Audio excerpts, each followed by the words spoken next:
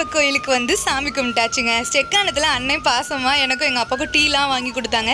உசிலம்பட்டியில் போகிற வழியில் தம்பிங்க பாசமாக பேசிக்கிட்டு இருந்தாங்க. உசிலம்பட்டிக்கு வந்து கோவிலுக்கு தேவையான பூஜை பொருட்கள் இதெல்லாம் வாங்கிக்கிட்டு இருந்தாங்க. நம்ம தங்கச்சிங்க தம்பிங்க அவ்வளோ அழகாக பேசிகிட்டு இருந்தாங்க.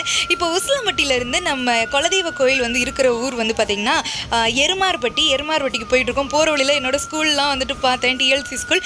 எருமார்பட்டி பெத்தனசாமி தான் எங்கள் அப்பாவோட கோவில். எனக்கு வந்து குலசாமி பக்கத்துலேயே மானூத்து பெத்தனசாமின்னு நிறைய பெத்தனசாமி வந்துட்டு சுற்றி வந்துட்டு இருப்பாங்க. எல்லா கோயிலுக்கும் போகிற மாதிரி குலதெய்வ வழிபாடு அப்படின்றது ரொம்ப நல்லது அப்படின்னு சொல்லுவாங்க. கிட்டத்தட்ட குடும்பத்தில் வந்துட்டு ஒரு சில காரணங்களுக்காக கிட்டத்தட்ட 10 வருஷம் கழித்து குலசாமி கோயிலுக்கு இன்றைக்கி தான் வர்றேன். எங்கள் அப்பாவும் தான். ஸோ இத்தனை வருஷம் நம்ம வராதனால தான் என்னமோ ஸோ லைஃப்பில் வந்துட்டு கஷ்டமாக வந்துகிட்டே இருக்குது, என் பொண்ணுக்கு கல்யாணம் ஆகணும் அப்படின்லாம் சொல்லி எங்கள் அப்பா வந்துட்டு வேண்டிக்கிட்டு இருந்தார். என்னன்னு தெரிலங்க, குலதெய்வ கோயிலுக்கு வந்து அங்கே வேண்டும் போது ஒரு விதமான உணர்ச்சி சத்தியமாக வந்துட்டு ஏற்பட்டுச்சு. ரொம்ப சந்தோஷமாக இருந்துச்சு. இன்றைக்கி இத்தனை வருஷம் கழிச்சு